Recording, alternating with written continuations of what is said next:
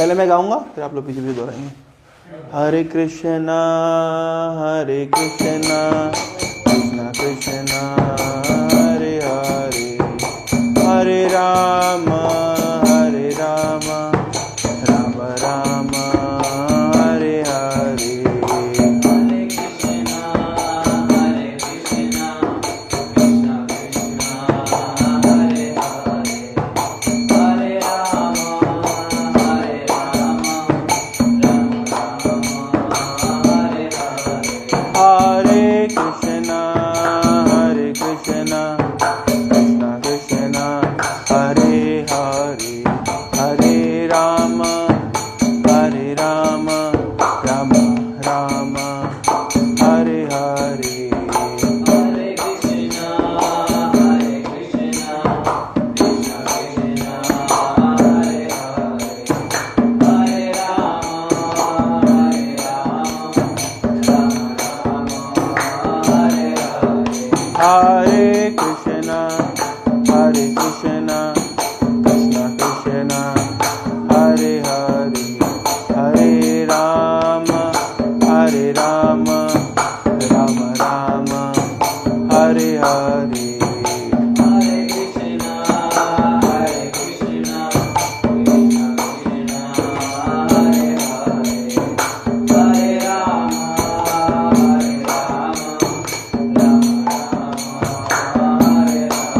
हरे। हरे कृष्णा कृष्णा कृष्णा हरे हरे, हरे राम राम राम हरे हरे। हरे कृष्णा कृष्णा कृष्णा हरे हरे, हरे राम राम हरे हरे। हरे कृष्णा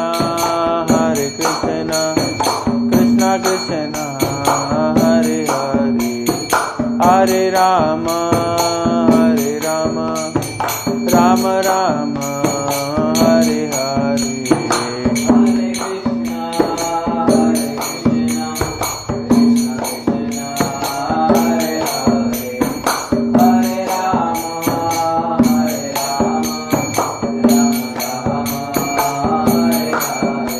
हरे कृष्णा कृष्णा कृष्णा हरे हरे, हरे राम राम हरे हरे। हरे कृष्णा कृष्णा कृष्णा हरे हरे, हरे राम राम राम हरे हरे। हरे कृष्णा कृष्णा कृष्णा हरे हरे, हरे राम राम हरे हरे।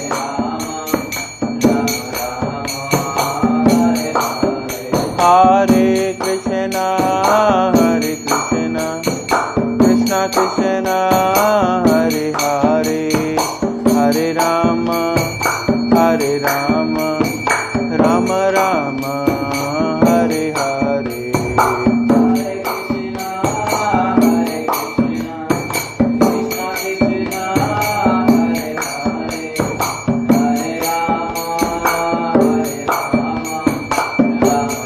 हरे हरे। हरे कृष्णा कृष्णा हरे हरे, हरे Ram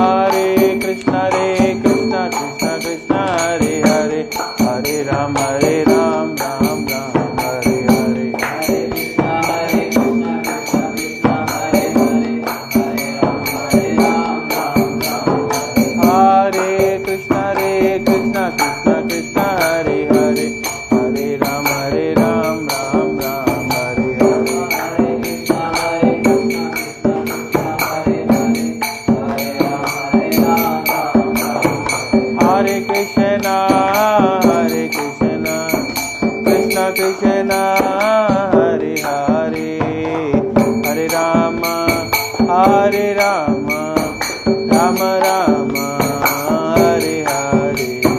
Hare Krishna, Hare Krishna, Krishna Krishna, Hare Hare, Hare Rama, Hare Rama, Rama Rama, Hare Hare. Hare Krishna, Krishna Krishna, Hare Hare, Hare Rama, Hare Rama, Rama Rama, Hare Hare. Hare Krishna, Hare Krishna, Krishna Krishna, Hare Hare, Hare Rama, Hare Rama, Rama Rama, Jaya Krishna Balaram, Jaya Krishna Balaram, Jaya Vrindavan Dham.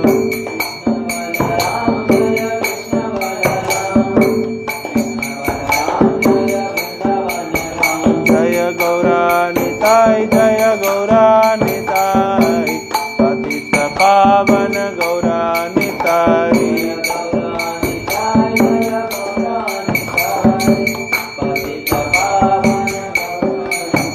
Jaya Jagannatha, Jaya Baladeva, Subhadra Mai, Jaya Sudarshana.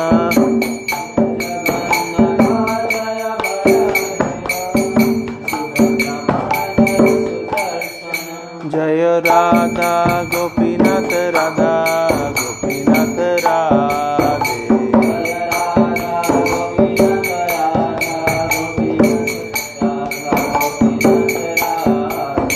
Jaya Radha Madhav, Radha Madhav Radhe.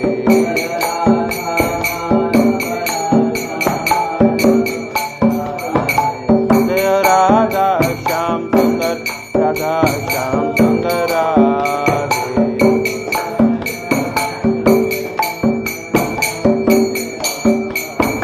Jaya Radha Madan Mohan, Radha Madan Mohan Radhe.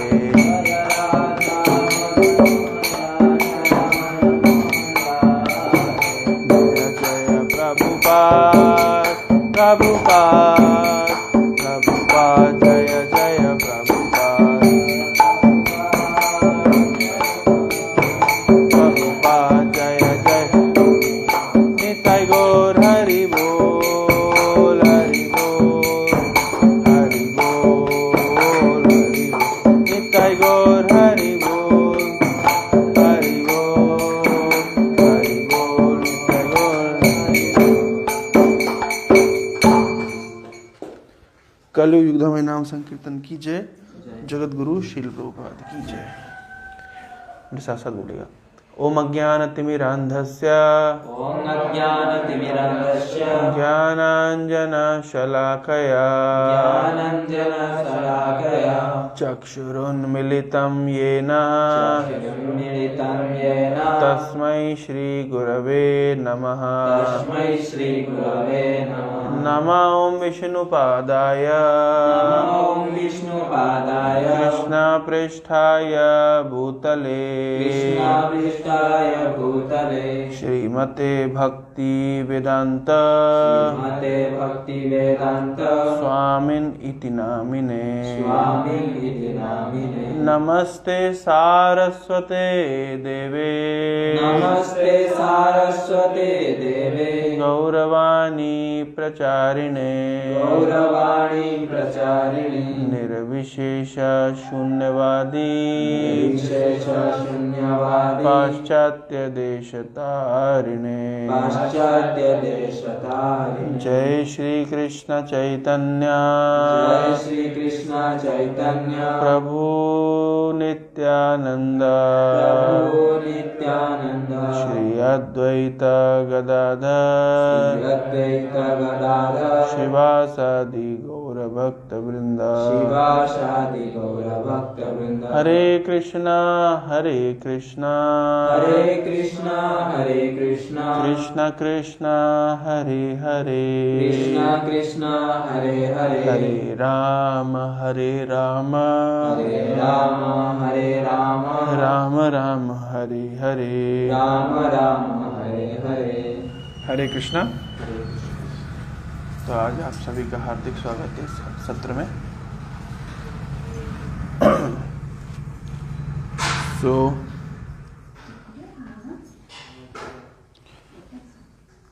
आज हम लोग बहुत important topic पे चर्चा करेंगे and that is the goal of our life. Hare Krishna. We have just studied, please come. So what is the goal of our life? Hare Krishna. What is the goal of our life? What is the goal of your life?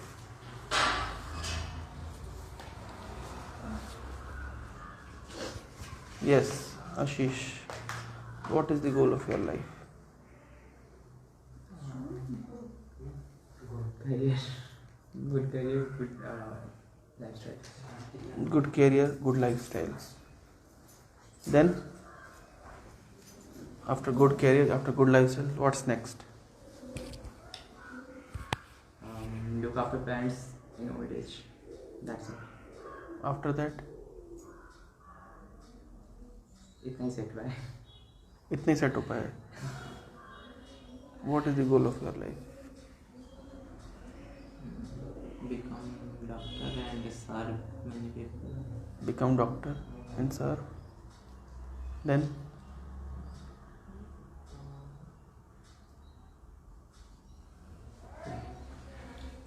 being an influencer. being an influencer. YouTube influencer? No. What kind of influencer? Other field. Other field. Any field. Any field you want to become an influencer.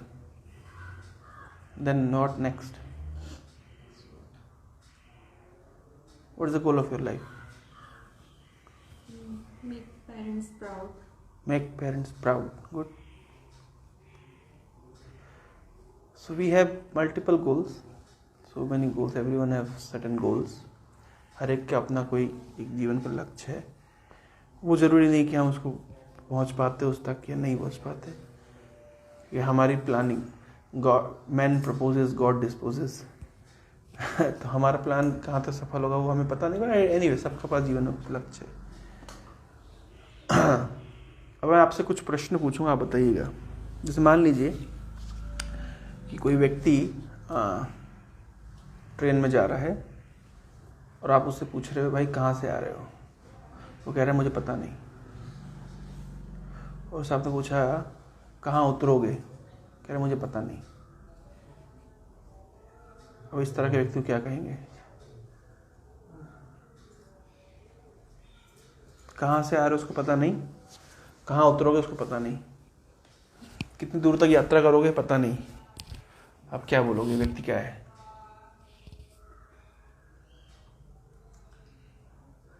हैं? पागल है कि नहीं?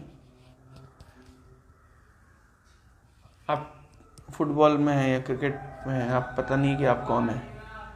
आप wicket keeper हैं कि आप batsman हैं कि आप बॉलर हैं कि आप एम्पायर हैं. आप है कौन? आपको पता नहीं. आपसे कोई पूछे आप क्या कर रहे हैं?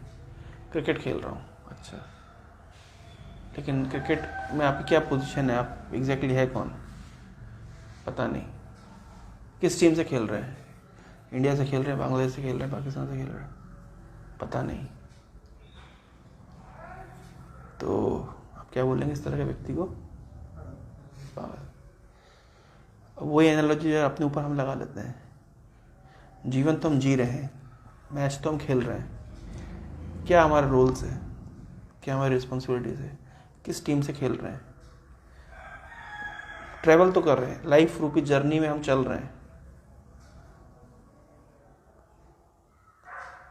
कहाँ से चढ़े हैं, उससे पहले कहाँ थे, कितनी दूर यात्रा करेंगे, कहाँ उतरेंगे, उतरने के बाद कहाँ जाएंगे? इन सब के प्रश्नों का उत्तर हमें नहीं पता है. तो हम भी क्या हैं? पॉइंट समझ रहे हैं? हमें ये पता है, जैसे मान लीजिए कि हम लोग किसको इंटेलिजेंस कहते हैं? हम इंटेलिजेंस को कहते हैं कि कौन अपने कितने दूर तक के फ्यूचर को देख सकता है, समझ सकता है और उसको प्लान कर सकता है। He is more intelligent. जो छोटा बच्चा है वो गेम्स खेलने में लगा हुआ है, वो अपने फ्यूचर को नहीं देख पा रहा, अपने भविष्य को नहीं जानता है, उसे तो उसमें मज़ा आ रहा है, लेकिन उसके माता पिता जानते हैं कि अगर इस तरह ये खेलता रहेगा तो इस पढ़ाई नहीं करेगा, स्कूल नहीं जाएगा, ट्यूशन नहीं जाएगा, तो ये आगे कुछ कर नहीं पाएगा। तो वो बच्चा बेवकूफ़ है, लेकिन माता पिता बेवकूफ़ नहीं है। क्यों? क्योंकि वो भविष्य को देख पा रहे हैं। जो जितना दूर तक के भविष्य को देख पाता है वो उतना इंटेलिजेंट है।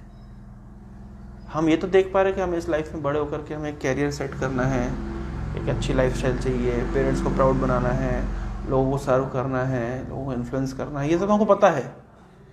लेकिन हमारा डेस्टिनेशन कहाँ है, हम कहाँ तक जाएंगे और उसके बाद क्या, इसका ज्ञान हमें नहीं है। यानी हमें ये नहीं पता है, हमें तो ये तो नहीं पता है कि हम कब तक जिएंगे, इसकी जानकारी हमें नहीं है। और उसके बाद मृत्यु के बाद भी हमारा जीवन है और वो लाइफ कैसी होगी उसका भी हमें कोई बोध नहीं है। अच्छा, तो इस दृष्टि से देखा जाए तो हमें डेस्टिनेशन का ज्ञान नहीं है। चलिए, डेस्टिनेशन ज्ञान नहीं है वो एक पक्ष है। दूसरा पक्ष ये है, जैसे मान लीजिए आप एक ट्रेन में ट्रेवल कर रहे हैं, आपने देखा कि ट्रेन का बाथरूम बहुत गंदा है, तो आप क्या करेंगे? सफाई करेंगे? क्यों सफाई नहीं करेंगे? ट्रेन का बाथरूम गंदा है, ट्रेन गंदी पड़ी हुई है, हो सकता है सीटें टूटी हो, फटी हो, तो क्या उसको रिपेयर करते हैं आप? क्यों नहीं करते? हाँ, उसके लिए दूसरे लोग होते हैं। आप क्यों नहीं करते? आप एडजस्ट करते हैं, आप टॉलरेट करते हैं। क्यों? क्योंकि आपको पता ही आपका परमानेंट आवास तो है नहीं, ये तो टेम्परेरीली आप कुछ समय के लिए यहाँ पे हैं। 6 घंटे, 7 घंटे, 8 घंटे, 10 घंटे की यात्रा कर रहे हैं आप, तो 10 घंटे के बाद आपको इस ट्रेन को छोड़ के चले जाना है ना? तो आप उतना मतलब केयर नहीं करते, because that is not your permanent place. आप एडजस्ट कर लेते हैं। हाँ, आप किस चीज़ से केयर करते हैं? उतरने के बाद मुझे कहाँ जाना है, ओला मिलेगी नहीं, उबर मिलेगा कि नहीं मिलेगा, डेस्टिनेशन कहाँ है, होटल है कि नहीं है, वहाँ पे क्या सुविधा है, एटसेट्रा। तो अब उस जर्नी में बहुत मिनिमल रिक्वायरमेंट्स होती है आपकी, और एक मिनिमल एक एडजस्टमेंट से आप रह लेते हैं, लेकिन बाद की आपकी प्लानिंग रहती है ना? यही होता है ना, एक इंटेलिजेंट प्रपोजल तो यही है कि यहाँ से आप कलकत्ता जा रहे हैं, 6 घंटे की यात्रा है, 6 घंटे की यात्रा को आप ज़्यादा प्लान नहीं करते, आप ज़्यादा प्लान करते हैं उस 6 घंटे के बाद में आपको क्या करना है ना? उसी प्रकार से जिस प्रकार से भी 6 घंटे की यात्रा को है ना, उतना आप बहुत प्रायोरिटी नहीं है आपकी, वो जस्ट समहाउ आप एडजस्ट कर लेते हैं। हाँ, कंफर्टेबल होना चाहिए, थोड़ा 3rd AC तो बेटर है। चेयर कार हो तो, AC चेयर कार हो तो थोड़ा कंफर्टेबल होगा, गर्मी का सीजन है तो थोड़ा खाना पीना लेकर के जाएंगे। आप पूरी तरह निगलेक्ट कर रहे हैं ऐसा नहीं बोल रहा हूँ मैं, लेकिन that is not your goal, that is not the goal, that is the journey. Goal is after it ends, है ना? कलकत्ता पहुंचना गोल है, और कलकत्ता पहुंच कर कुछ और काम करना गोल है। कलकत्ता की यात्रा में, यात्रा के दौरान 6 घंटे की जो यात्रा है, वो चीज़ that can not be considered as goal. तो अभी हमने जितने भी पॉइंट्स बताए वो हम यात्रा के दौरान होने वाली चीज़ें हमने बताई, यात्रा के बाद क्या इसका हमें ज्ञान नहीं। समझ आ रहा है? एनालॉजी समझ आ रही है? Is the analogy very clear? Yes, true that I want to make my lifestyle good. भाई मुझे AC चेयर कार में जाना है, I want to be comfortable, है ना? अब मुझे भूखा नहीं जाना है, मैं अपना टिफिन पैक करके लेके जाऊंगा, कुछ रख के लेके जाऊंगा, खाऊंगा रास्ते में, that's fine. But is that the goal? It's not the goal. Goal तो उसके बाद शुरू होगा। तो हमारा सिनेरियो कैसा है, हमारी सिचुएशन कैसी है? हमारी सिचुएशन ऐसी है कि हमें ये नहीं पता कि हम भी एक मुसाफिर हैं। वी आर ऑल्सो, हम लोग सफ़र कर रहे हैं, हम सफ़र पर निकले हैं, है ना? इस चीज़ का हमें बोध नहीं है। लेकिन अगर सफ़र नहीं कर रहे तो अगर ये सफ़र नहीं है तो हर यहाँ पे हम परमानेंटली क्यों नहीं रहते? We are not permanent here in this life, yes और नो? हम परमानेंट नहीं है। एक ना एक दिन हमें, जैसे ट्रेन में होता है, हम मिलते हैं, कुछ समय के लिए दोस्ती बनाते हैं, फिर लोग अपने अपने स्टेशन पे उतरते चले जाते हैं। तो कोई परमानेंटली ट्रेन में नहीं रहता। इससे पता चलता है कि ट्रेन एक जर्नी में है। It's a journey. जर्नी की कैरेक्टरिस्टिक्स क्या है? लोग जुड़ते जाते हैं, लोग कुछ समय के लिए साथ में रहते हैं, लोग उतरते जाते हैं। तो वैसे भी ये भी तो जर्नी है। लोग मिलते जाते हैं, जुड़ते जाते हैं, कुछ समय साथ चलते हैं और बिछड़ते चले जाते हैं। तो ये जर्नी हुई कि नहीं हुई? एनालॉजिकली, एनालॉजी किसको कहते हैं? When there are similar points, उसको कहते हैं एनालॉजी। तो एनालॉजी है कि नहीं? और जर्नी देखो, हर चीज जर्नी है। हो सकता है कि जिस 2 घंटे 3 घंटे जो ट्रेन में आप बैठे हुए हैं, उस समय जिन लोगों के साथ आपका ताल्लुकात हुआ है, आपको लगता है कि मैं जीवन भर इनके साथ रहूं, पर वो कभी नहीं होता है।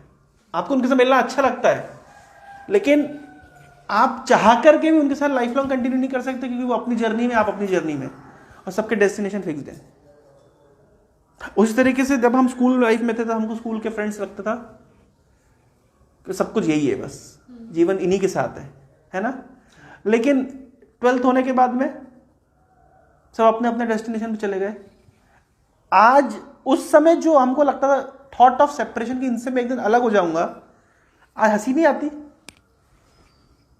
आज हंसी नहीं आती कि अरे जिनके साथ मैं इतना घनिष्ठ था, आज हार्डली कभी, कई महीनों में कभी किसी से हेलो हाय भी होता है। बताइए, आज आपके जो नए फ्रेंड सर्कल, जो कॉलेज में फ्रेंड सर्कल है, उनके साथ उठना बैठना है या स्कूल के फ्रेंड सर्कल से उठना बैठना है? कहाँ गए वो स्कूल के फ्रेंड्स? सब अपने अपने डेस्टिनेशन में चले गए, सब अपने अपने जर्नी, अलग अलग जर्नीज में निकल गए। लेकिन उस समय दैट वाज द प्रायोरिटी। उसी तरीके से आज हमारी क्या प्रायोरिटी है? आज हमारे कॉलेज फ्रेंड्स का एक पूरा झुंड है, जिसका हम बर्थडे सेलिब्रेट करते हैं, उसके सिर पर अंडे फोड़ते हैं, एटसेट्रा। कल स्टेटस पे डाला था आशीष ने, किसी केक मुंह पे मर लेते हैं, है ना? हमें लगता है यही परमानेंट है। लेकिन आज से 2 साल के बाद में सब अपने अपने डेस्टिनेशन में निकल जाएंगे।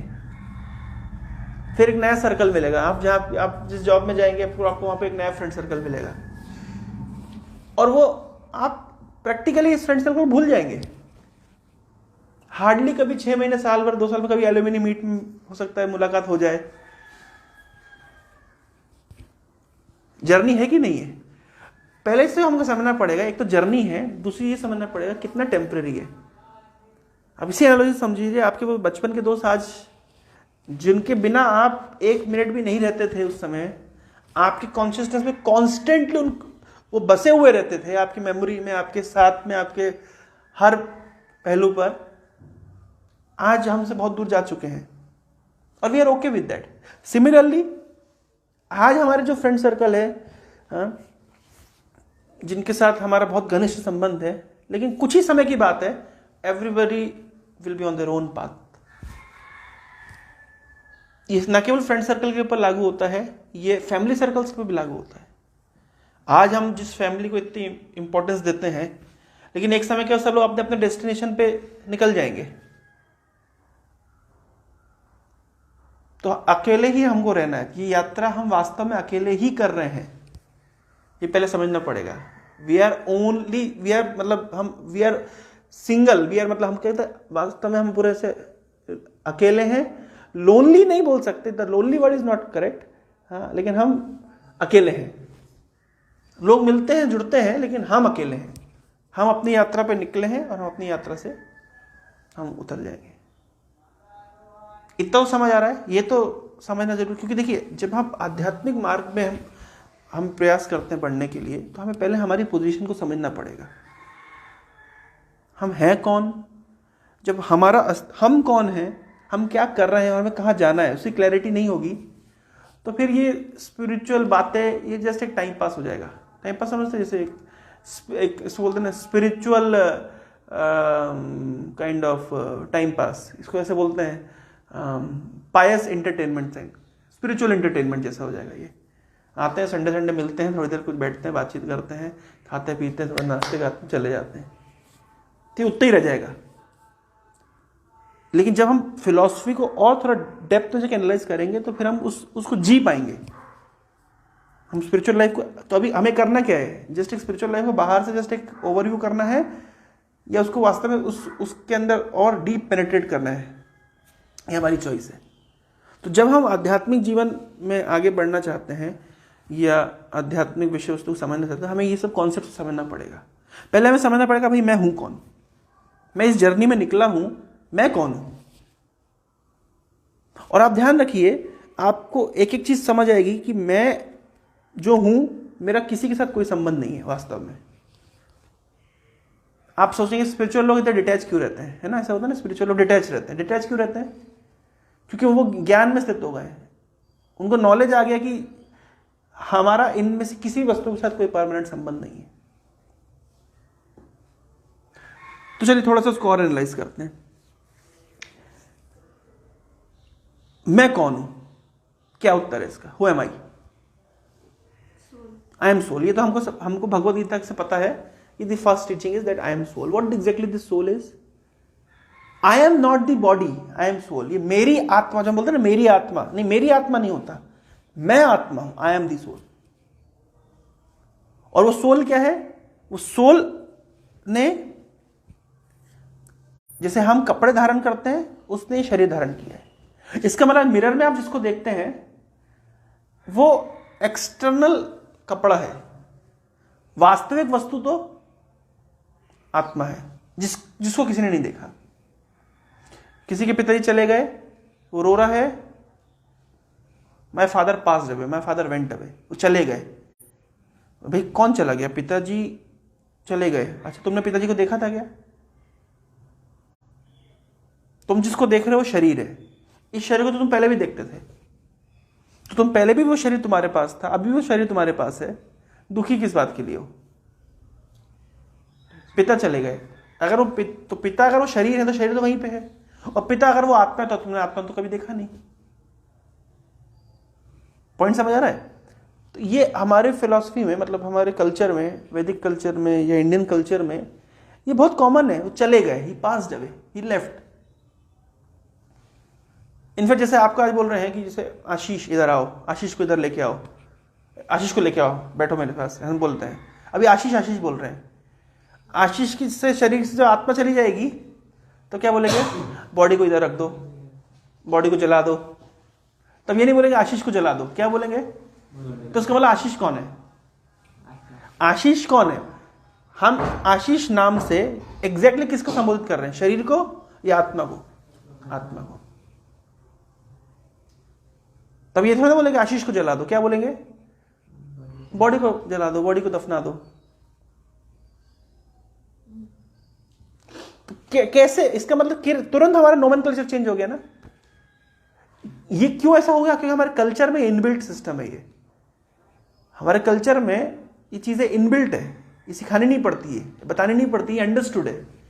आत्मा और शरीर के भेद ये भारतीय कल्चर में अंडरस्टूड फिलॉसफी है, और ये बहुत ज्यादा जरूरी है। क्योंकि ये हम नहीं जानेंगे, जैसे मान लीजिए आप इस कंपनी में हैं, तो आपकी क्या पोजीशन है अगर आपको नहीं पता, तो आपके रूल्स एंड रिस्पॉन्सिबिलिटी आपको कैसे पता होगी? अगर आप क्रिकेट खेल रहे हैं या फुटबॉल खेल रहे हैं, आपको नहीं पता कि मैं किस टीम से हूं। हाँ, फुटबॉल खेल रहे आपको पता नहीं मैं किस टीम से हूं, तो अपने गोल पोस्ट में बॉल डाल दोगे। क्यों? क्योंकि आपको नहीं पता कि आप किस टीम से हो। तो जानना जरूरी है ना, मैं कौन हूं, मैं कहां से हूं, मेरा अस्तित्व क्या है। ये जब तक नहीं जानेंगे तो हमारी समस्याओं का समाधान नहीं हो। जैसे आयुर्वेद होता है ना, तो आयुर्वेद और आपकी फार्मेसी, जो एलोपैथिक फार्मेसी में क्या अंतर है? आप लोग का होता है मेनली सिम्टोमेटिक सिम्टोमेटिक ट्रीटमेंट, मतलब सिम्टम्स को मिटाते हैं। बीमारी को मिटाने का ज्यादा कोई डीप सिस्टम नहीं है। आयुर्वेद में क्या होता है, उसमें पहले बीमारी को समझते हैं, उसकी जड़ तक जाते हैं, जड़ पे जाने के बाद उसको जड़ से इलाज करना शुरू करते हैं।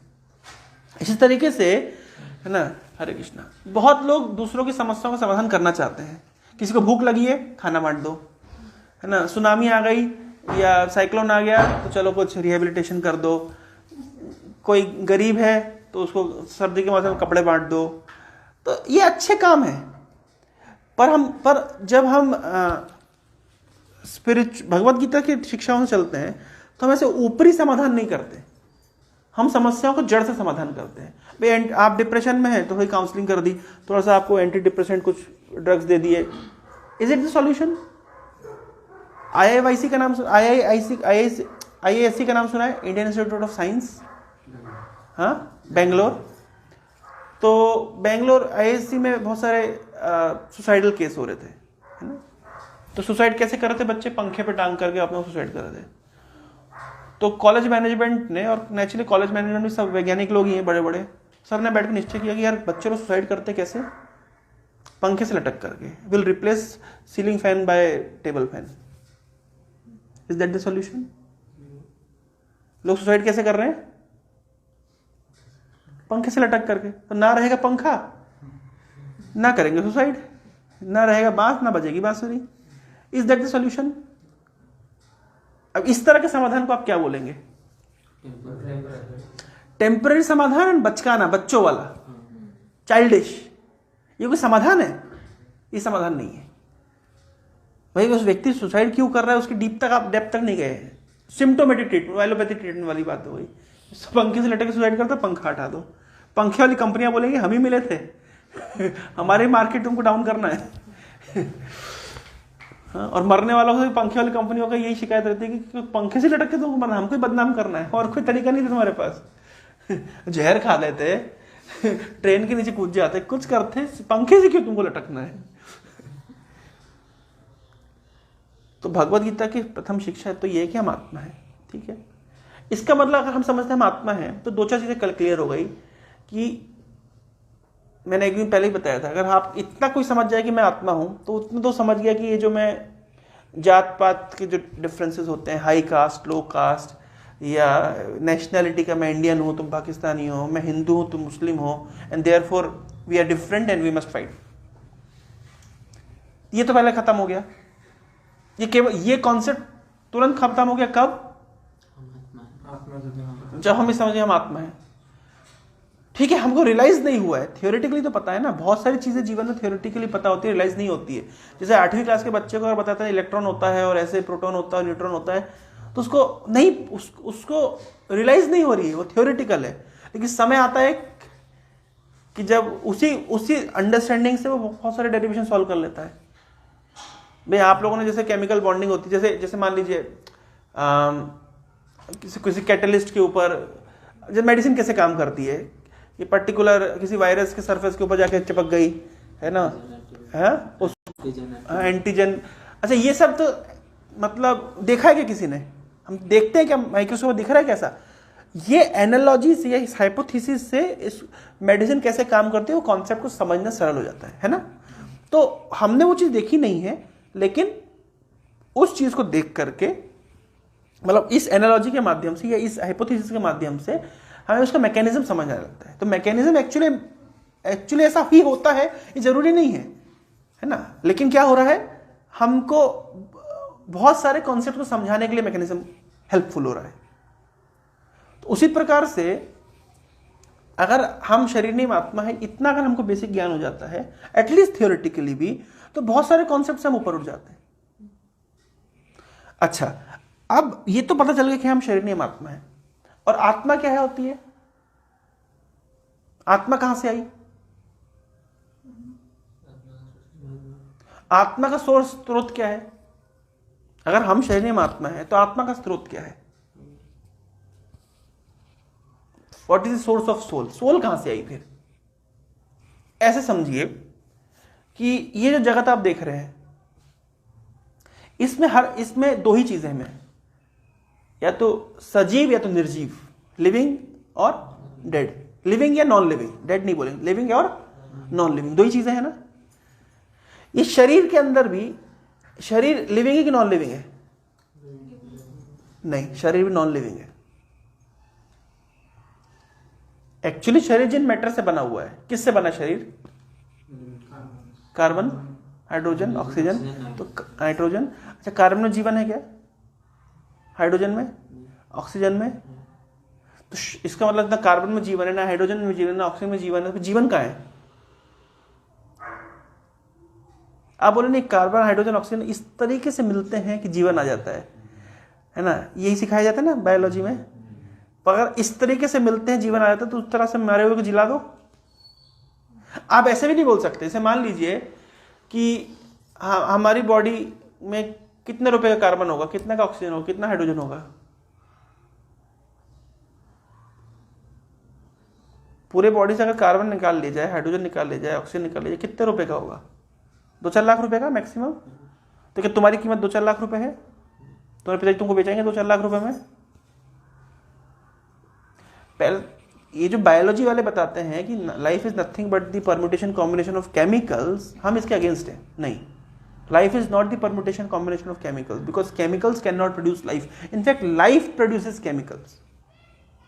जैसे नींबू का पेड़ है, कितना नींबू का जूस निकल रहा है, नींबू निकल रहे हैं, नींबू का जूस निकल रहा है। जीवन से, लाइफ से केमिकल निकल सकते हैं, पर केमिकल से लाइफ नहीं निकल सकती। समझ रहे हैं? क्या समझ रहे हैं? लाइफ से केमिकल। अब स्कूल में कॉलेज में जो पढ़ाते हैं वो सुसाइड रखना पड़ेगा, क्योंकि ये चीज, क्योंकि उनके पास कोई प्रूफ नहीं है। अगर वो कहते हैं केमिकल्स में लाइफ है तो बना के दिखा भाई, बनाओ। फिर बोले नहीं फलानी यूनिवर्सिटी वहां बनाई थी। अरे ऐसे मत बेवकूफ बनाओ। भाई हाइड्रोजन ऑक्सीजन मिलकर वाटर बनाते हैं, हम भी बना के दिखा सकते हैं, क्योंकि ये फैक्ट है। पर केमिकल कॉम्बिनेशन से लाइफ आती है, इसे क्या प्रमाण है? कोई प्रमाण नहीं है।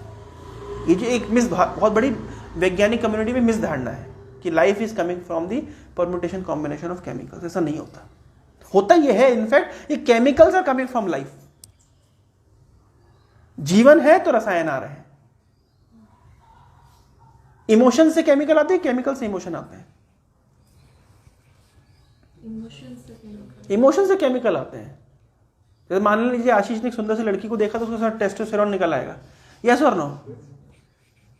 इमोशन से केमिकल आते हैं, ये केमिकल से इमोशन आते हैं। आपको डर लग रहा है, कोई भय लग रहा है, तो एड्रेनलिन सेक्रेशन होगा। क्यों? क्योंकि डर के कारण आपकी हार्ट बीट तेज हो गई है। उसको काउंटर एक्ट करने के लिए, उसको स्पेसिफाई करने के लिए ये सिस्टम बनाया गया है। डर आया है तो डर के इमोशन के कारण एड्रेनलिन आया है। समझ आ रहे हैं? तो आप पॉइंट समझ रहे हैं? केमिकल से इमोशंस नहीं आ रहे, इमोशन से केमिकल आ रहे हैं। तो ये जो मिसकॉन्सेप्शन है कि केमिकल से लाइफ आती है, ये ठीक नहीं है। ये बॉडी में भी आप देखिए, सारे एलिमेंट जिससे बॉडी बनी हुई है वो नॉन लिविंग एलिमेंट्स हैं। लेकिन इसमें जीवन क्यों है? क्योंकि इसके अंदर वो चिन्मय वस्तु है, चेतन वस्तु है, वो आत्मा है, स्पिरिचुअल एंटीमेटेरियल पार्टिकल है, कॉन्शियसनेस। आत्मा और कॉन्शियसनेस में क्या अंतर है?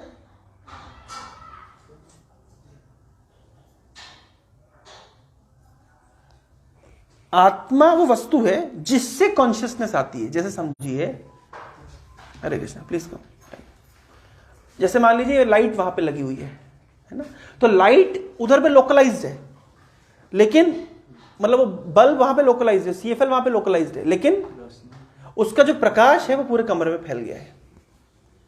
उसी प्रकार से आत्मा हृदय के क्षेत्र में लोकलाइज्ड है, लेकिन चेतना पूरे शरीर में व्याप्त है। समझ आ रहा है? आत्मा और चेतना में क्या रिलेशनशिप है? Soul is the cause of consciousness. मतलब सोल एक जगह लोकलाइज्ड है, जैसे बल्ब एक जगह लोकलाइज्ड है लेकिन पूरे कमरे में प्रकाश हो रहा है, उसी प्रकार से आत्मा तो हृदय के स्थान पे लोकलाइज्ड है, लेकिन उसकी पूरी चेतना पूरे शरीर में है। और चेतना का अर्थ क्या है? आप फील कर सकते हैं। चेतना अनुभव हो रहा है ना आपको, कहीं पे भी हाथ लगाओ, you are feeling it. Why? Consciousness वहां फ्लो कर रही है। अच्छा, अब इंटरेस्टिंग पार्ट देखिए कि ये शरीर जिन भी वस्तु से बना हुआ है वो सब मृत है, they are non living. Carbon, hydrogen, oxygen, nitrogen, whatever it is non living. The living particle is present there and therefore the body is alive. इसलिए इसको हिंदी में क्या बोलते हैं, आपके उड़िया में क्या बोलते हैं? लिविंग और नॉन लिविंग को सजीव निर्जीव। जीव मतलब आत्मा, सजीव जहां जीव है, निर्जीव मतलब जहां पे जीव नहीं है, आत्मा नहीं है। समझ आ गया? सजीव निर्जीव। ये वस्तु क्या है? निर्जीव। क्यों निर्जीव है ये? इसमें जीव नहीं है। हम सजीव हैं, सजीव मतलब या जीव है, और जब वो जीव बॉडी छोड़ के चला जाता है तो निर्जीव है, डेड। तो ये तो समझ आ गया कि इस संसार में हम जो कुछ भी देख रहे हैं वो दो ही का कॉम्बिनेशन है, आइदर एनिमेट और इनएनिमेट, सजीव निर्जीव, लिविंग और नॉन लिविंग, है ना। तो this world everything is made up of actually non living particles, but the only जीव सजीव वस्तु इज सोल, है ना। तो अब ये जगत अगर सभी नॉन मेटेरियल पार्टिकल से बना हुआ है, इसका मतलब है कि ये जो आत्मा है ये फॉरेनर है। द सोल इज फॉरेनर है, soul is not the product of this nature. समझ रहे हैं? थोड़ा सा आज हम थोड़ा डीप डेप्थ में हम जा रहे हैं कि जो आत्मा है it is not of this world, because this world is the world of matter, and but soul have entirely opposite characteristics, चेतन, चिन्मय, स्पिरिचुअल, लिविंग। इसका अर्थ क्या हुआ? इसका अर्थ क्या हुआ? Soul is coming from different abode, different place, different world. तो थोड़ा और इस पर डेप्थ में जाते हैं। सोल दूसरी जगत से आई है। अच्छा, वो जगत क्या है? दूसरा लोक। हाँ, दूसरा लोक। दूसरा लोक मतलब दूसरा प्लेनेट नहीं, अलग डायमेंशन। अलग डायमेंशन, गुड, डिफरेंट डायमेंशन। उस डायमेंशन जनरली जब हमको समझ नहीं आता है, साइंटिफिक लैंग्वेज में हम अलग डायमेंशन कहते हैं, लेकिन भगवद गीता में क्लैरिटी दी गई है कहां से आती है soul, what is the source. मैं उसको समझाता हूं, आपको समझ आ जाएगा तुरंत।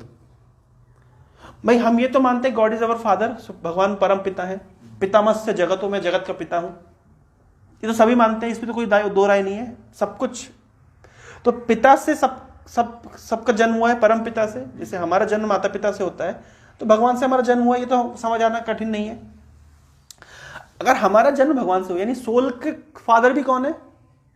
सुपर सोल, परमात्मा या भगवान, सुप्रीम गॉड, सुप्रीम लॉर्ड, ये तो समझ आता है। अच्छा, अब एक बात बताइए, आप थोड़ा सा कुछ समझिए, माता पिता संतान को जन्म क्यों देते हैं?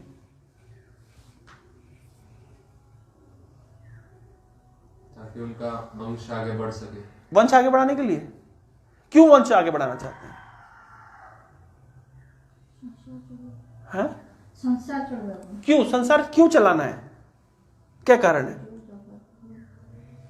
भाई आपके माता पिता ने आपको क्यों जन्म दिया, और आप आगे चल के क्यों जन्म देंगे? ताकि उनका एक अंश हमारे में रहे। नहीं, अंश आपको जन्म दिया तो आपका अंश है ही, जन्म दिया क्यों उन्होंने? मैं बता रहा हूँ, हर बार मैं कहानियां स्टोरी सुनाता हूँ, आज थोड़ा फिलोसफी में हम डेप्थ में जा रहे हैं। माता पिता ने हमको जन्म दिया क्यों? Need someone to love. Yes, they want someone to love, they want someone. भाई जन्म देने से, मैं अकेला हूं, क्लास में 2 बच्चे बैठे थे, मुझे कैसा लगेगा? 5-7 बच्चे और आ जाएंगे, कैसा लगेगा? और अच्छा लगेगा। और 20-25 लोग आ जाएंगे, और 20-25 लोग आ जाएंगे, और मेरा उत्साह बढ़ जाएगा। क्यों? अकेले होने में वो एंजॉयमेंट नहीं है जो 2 लोग के साथ है, 2 में नहीं है, और जो 4 लोग होते हैं, हम बढ़ते जाते हैं, एंजॉयमेंट बढ़ता जाता है ना? ऐसे ही होता है ना। अभी समझिए, वेदों में कहा गया है एक को बहुस्यात्। भगवान तो एक थे,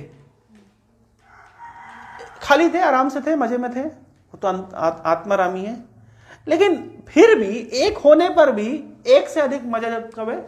2 में। तो भगवान ने अपना विस्तार किया, विभिन्न प्रकार के, मतलब ये समझ लीजिए बहुत सारे जीवों को उत्पन्न किया। जैसे माता पिता अपने आप में खुश है, okay, they are fine, but जन्म देते हैं जब संतान को, तो संतान मम्मी मम्मी बोलेगी, पापा पापा बोलेंगे, उनको अच्छा लगेगा। मतलब ये तो एक लूप जैसा हो गया। बच्चे को जन्म दिया, अब बच्चों की जरूरत पूरी करने के लिए संसार का भार ढोना पड़ता है, कष्ट करना पड़ता है, नौकरी करनी पड़ती है, जॉब करना पड़ता है, फिर संतान की जरूरतों को पूरा करना पड़ता है, फिर संतान बड़ा हो जाता है इस तरीके से, पहले अपना पढ़ाई लिखाई, कॉलेज, उसके बाद फिर वो शादी करता है, फिर वो बच्चा पैदा करता है, फिर वो अपने बच्चों के लिए सोचता है। इतना संसार चल क्यों रहा है? ये संसार चल क्यों रहा है? क्योंकि कुछ आनंद है, तभी तो चल रहा है। भाई आप लोग अभी पढ़ाई लिखाई कर रहे हो, फिर उसके बाद नौकरी करोगे, फिर शादी करोगे, फिर शादी होने के बाद आपका एक बच्चा हो जाएगा, फिर आपका लाइफ खत्म, अब आपके एम्बिशन खत्म, अब आपको फिर जीना है किसके लिए? बच्चे के लिए। यही लाइफ है ना? तो पागलपंती नहीं है ये? क्यों आशीष जी, पागलपंती नहीं है? हैं भाई, तुम्हारी लाइफ का एम्बिशन कब तक है? दिन तुम्हारे बच्चे में ओए ओए, बस अब लाइफ तुमको जीना है किसके लिए? उसके लिए। तुम्हारा जीवन खत्म, तुम्हारे सपने खत्म। तुम आईएएस नहीं बन पाए तो मेरा लड़का आईएएस बनेगा, तुम डॉक्टर नहीं बने तो मेरा लड़का डॉक्टर बनेगा। अब तुम्हारे सपने साइड, अब तुम कठोर परिश्रम करोगे। पहले तुम कठोर परिश्रम कर रहे थे अपने सपनों के लिए, अब तुम कठोर परिश्रम करोगे उसके सपने के लिए। तो भी इतना कठोर परिश्रम करना पड़ रहा है, परिश्रम के लिए परिश्रम करना पड़ रहा है। जैसे हम लोग देखते हैं, ठीक है, हर एक व्यक्ति का अपना अपना एक स्टेटा होता है। जैसे हम परसों हमारे कुक हमसे आके बोल रहा है, रोज मेरा सैलरी बढ़ाइए, मेरे छोटे बच्चे हैं, ऐसा ऐसा है। तो कितना कठोर परिश्रम कर रहा है, 50 लोग के लिए रसोई कर रहा है, सुबह दोपहर शाम को, महीना भर कोई छुट्टी नहीं। क्यों? मेरे बच्चे हैं। तो इतना कठोर परिश्रम क्यों? कुछ तो रस मिल रहा है ना वहां पे, कुछ तो आनंद है ना, नहीं तो क्यों करेगा व्यक्ति? पागल कुत्ते ने काटा है। कुछ तो मजा मिल रहा है ना वहां से। कोई व्यक्ति बिजनेस करता है, स्टार्टअप करता है, कितना प्रेशर लेता है, जॉब करता है, ऑफिस में बॉस की गाली खाता है, फिर भी करता है। क्यों? एंड ऑफ द सैलरी कुछ मिलेगा। सैलरी से फिर सैलरी में सुख नहीं मिलता है, क्योंकि सैलरी का एक मैसेज में सुख मिलता है, your account has been credited by 50,000 rupees. उसके बाद फिर कष्ट शुरू होता है, कहाँ खर्च करेंगे। तो वो खर्च करने में प्राण निकलते हैं, फिर भी करता है। क्यों? पॉइंट है, क्यों कर रहा है? कुछ रस है, कुछ इंजॉयमेंट है। तो भगवान अकेले थे, वो इंजॉय कर रहे थे अकेले में, लेकिन उन्होंने सोचा कि इस इंजॉयमेंट को बढ़ाना चाहिए। तो उन्होंने एक को बहुत सारा, उन्होंने जैसे माता पिता बच्चों को जन्म देते हैं, संसार बनाते हैं, इतना कुछ करते हैं जस्ट बिकॉज उन्हें बहुत हेडेक लेना पड़ता है, लेकिन फिर भी करते हैं। क्यों? उसमें कुछ मजा है, कुछ रस है।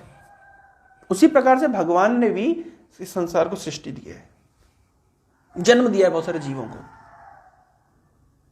उससे उनका किसके लिए जन्म दिया है? उनके एंजॉयमेंट के लिए। समझ रहे हैं?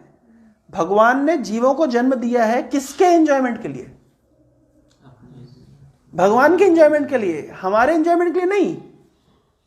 हमारा एंजॉयमेंट तो बाई प्रोडक्ट है ही, मिलेगा ही, वो तो कोई बात ही नहीं है। भाई माता पिता बच्चों को जन्म देते हैं, सबसे पहले क्यों जन्म दिया था? अपने एंजॉयमेंट। बच्चा तो था ही नहीं ना, तो ये थोड़ा ना बोल सकते बच्चे के सुख के लिए मैं उसको पैदा कर रहा हूं। पहले पैदा कर रहा हूं किसके लिए? अपने एंजॉयमेंट के लिए।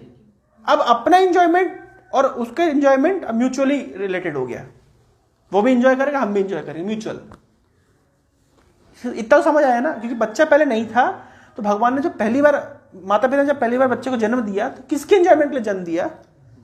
अपने एंजॉयमेंट के लिए। जब बच्चा जन्म ले लिया, उसके बाद उसका एंजॉयमेंट और अपना एंजॉयमेंट दोनों ही। ये नहीं बोल सकते अब केवल उसका एंजॉयमेंट, मेरा ही नहीं, क्योंकि ऐसे लॉन्ग टर्म में गाड़ी चलेगी नहीं। केवल मेरा एंजॉयमेंट तो भी पैदा क्यों किया बेचारे को? वो तो जन्म ले लिया। अब ये तो समझ आ रहा है ना? अच्छा, इतना तो आपको समझ आ गया कि भगवान ने भी इसी प्रकार जन्म दिया होगा। क्यों दिया जन्म? उनके एंजॉयमेंट के लिए। भगवान ने अपने एंजॉयमेंट के लिए जन्म दिया जीवों को। अच्छा, अब भगवान देखना चाहते हैं कि जीव भी खुश से रहे, मजे में रहे, और मुझे भी मजा दें। कोई व्यक्ति कंपनी खोलता है ना, और 1000 एम्प्लॉय रखता है। अच्छा, वो कंपनी जो 1000 एम्प्लॉय रखा है किसके लिए? किसके सुख के लिए? खुद के सुख के लिए। आपको वो अगर 1 लाख रुपए सैलरी भी दे रहा है, तो ये मत समझिए कि वो आपके सुख के लिए आपको सैलरी दे रहा है। वो तो क्योंकि आपका सुख और उसका सुख म्यूचुअली रिलेटेबल है, लेकिन अल्टीमेट रीजन क्या है? उसका सुख, है ना। अब मान लीजिए 2-4 नालायक लोग होंगे जो ऑफिस तो जाएंगे, ऑफिस की गाड़ी भी यूज करेंगे, अपना ऑफिस का केबिन भी यूज करेंगे, ऑफिस में मिलने वाली सारी फैसिलिटी भी यूज करेंगे, और आराम से बैठ के पबजी खेलेंगे। वो ऑफिस के जो मालिक है उसके लिए काम नहीं करेंगे। मालिक उनके साथ क्या करेगा? निकाल देगा। भगवान ने जन्म दिया जीवों को किसके लिए? अपने सुख के लिए। लेकिन कुछ नालायक जीव हैं जिन्होंने डिसाइड किया मैं भगवान को सुख क्यों दूं, मैं इंडिपेंडेंट रहूंगा। तो भगवान क्या करेंगे, चल मेरे घर से बाहर निकल, दफा हो जाए यहां से। पिताजी कभी कभी बच्चे को घर से बाहर निकालते हैं, ये आउट ऑफ एनवी नहीं, द्वेष के कारण नहीं, प्रेम के कारण, कि घर से बाहर निकलेगा तो कुछ सीखेगा, रिस्पॉन्सिबल बनेगा। जब रिस्पॉन्सिबल बन जाएगा तो अपने आप ही वापस आ जाएगा। पिताजी मेरे से गलती हो गई थी, मैं रिस्पॉन्सिबल था, लेकिन अब मैं बाहर की दुनिया देख के आ गया हूं और अब मैं रिस्पॉन्सिबल बन गया हूं और मैं अपनी जिम्मेदारी को ठीक से निभाऊंगा। तो प्रेम से अच्छे से जीवन चलेगा उनका आगे। तो बीच में पिताजी को घर से बाहर निकालना पड़ता है बच्चों को, क्यों? उसको सिखाने के लिए, उसको रिस्पॉन्सिबल बनाने के लिए। तो हम भगवान के जगत में थे, जिसको स्पिरिचुअल वर्ल्ड कहते हैं, जो चिन्मय जगत, जैसा कि मैं बता रहा था। तो हम बढ़िया भगवान से एंजॉय करते थे, क्योंकि भगवान ने हमको सृष्टि क्यों किया था, उनको एंजॉयमेंट देने के लिए। लेकिन कुछ नालायक जीव जो हम लोग हैं, तो हमने क्या डिसाइड किया कि हम भगवान को क्यों एंजॉयमेंट दें, हम इंडिपेंडेंटली एंजॉय करेंगे, मेरा अपना कोई लाइफ नहीं है क्या, जो मन में है वो करूंगा।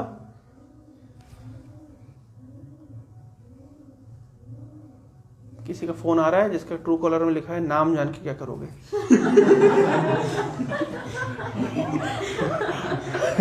मैं अगरतला एयरपोर्ट पे बैठा हुआ था, तो मैं वाईफाई जस्ट चेक किया कि हॉटस्पॉट मतलब वाईफाई आ रहा है क्या, मतलब वाईफाई चेक किया कुछ, तो एक वाईफाई में लिखा था कि क्या कहते, उसमें लिखा था उसने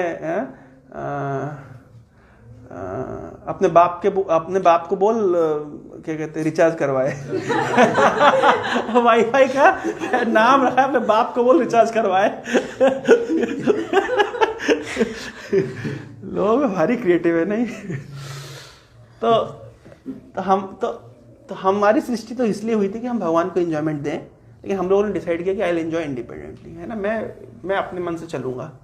तो भगवान ने क्या किया, जैसे एक पिता क्या करेंगे, जो बच्चा बात नहीं मानेगा तो बोले तू घर से बाहर निकल जा। क्यों? ताकि तुम घर से जब बाहर निकलोगे, दुनिया देखोगे, तो थोड़ा रिस्पॉन्सिबल बनोगे। तो भगवान ने भी कहा तू मेरे घर से बाहर निकलो। तो उनने अपने घर से हमको बाहर निकाल दिया और कहाँ भेज दिया, इस जगत में, जो कहते हैं मटेरियल वर्ल्ड।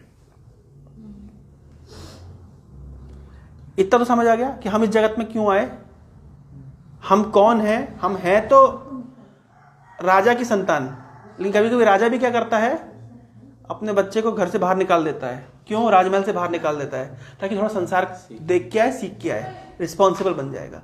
तो हम ओरिजिनली तो हैं राजा की संतान, इसमें तो कोई दो राय नहीं है। और अभी फॉर द टाइम बीइंग हम अपने राज्य से, अपने पिता के राज्य से बाहर हैं। और क्या कर रहे हैं, जब आप पिता के, आप हैं बिल्कुल करोड़पति अरबपति बाप की औलाद, लेकिन बाप ने घर से बाहर निकाल दिया, आपकी क्या हालत होगी, हैं? तो हम एक्चुअली तो है राजा की संतान, राजकुमार, लेकिन अभी भिखारियों की तरह जीवन जीना पड़ रहा है। मतलब स्ट्रगल करना पड़ रहा है, जिसको कहते हैं सर्वाइवल ऑफ द फिटेस्ट, है ना, स्ट्रगल फॉर एग्जिस्टेंस। तो अभी हमारा जीवन में चल रहा है स्ट्रगल, जिसको कहते हैं स्ट्रगल फॉर एग्जिस्टेंस। आप बोले प्रभु जी कहाँ स्ट्रगल है, मुझे बताओ कहाँ स्ट्रगल नहीं है। आप कह रहे प्रभु जी स्ट्रगल कहाँ है, लाइफ तो बढ़िया मजे में चल रही है। नहीं, क्यों आशीष? पिताजी बाइक दे दी है, गर्लफ्रेंड बाजू में बैठी हुई है, बढ़िया पार्टी करने जा रहे हैं, न्यू ईयर में बोतलें खुल रही है, लाइफ में स्ट्रगल कहाँ है? मेंटेन करने में। भाई देखो, स्ट्रगल कहाँ नहीं है। अंबानी को अंबानी बनने में स्ट्रगल करना पड़ रहा है, मतलब हमें अंबानी जैसा बनने में स्ट्रगल करना पड़ रहा है, अंबानी को अंबानी बने रहने में स्ट्रगल करना पड़ रहा है। स्ट्रगल किसका नहीं है, मुझे बताइए। अगर भाई राजकुमार का जीवन स्ट्रगल नहीं होता, लेकिन हम तो स्ट्रगल कर रहे हैं। हम हैं राजकुमार, लेकिन स्ट्रगल कर रहे हैं। और इस लाइफ में जो स्ट्रगल नहीं करेगा चल नहीं पाएगा। कॉम्पिटिटिव एग्जाम का मतलब होता है कि 1 लाख लोग और 10 सीटें। स्ट्रगल नहीं है? कौन बोलता है स्ट्रगल नहीं? कौन पागल बोलेगा स्ट्रगल नहीं है? असाइनमेंट लिखने में स्ट्रगल नहीं है, एग्जाम देने में स्ट्रगल नहीं है, ये कैरियर बनाने में स्ट्रगल नहीं। कहां स्ट्रगल नहीं है? स्ट्रगल की अलग अलग वैरायटीज है। एक्सटर्नल स्ट्रगल्स हैं, इंटरनल स्ट्रगल्स हैं। तो जब हम स्पिरिचुअल लाइफ का अर्थ जानते हैं, स्पिरिचुअल लाइफ का अर्थ यह है कि थोड़ा आंख खोलना। लोग क्या है, आंख बंद करके सोना पसंद करते हैं। लोग साधु के पास क्यों नहीं आते जानते हैं? मैं साधु के पास जाऊंगा, मुझे जगा देगा। That is the only reason. ये मुझे सच का सामना करा देगा, इसलिए भैया बेटर है दूर रहो। ऑस्ट्रिच जो होती है, ऑस्ट्रिच, उसके ऊपर कोई अटैक करता है तो क्या करती है, गड्ढा खोद करके अपना मुंह उसमें डाल देती है।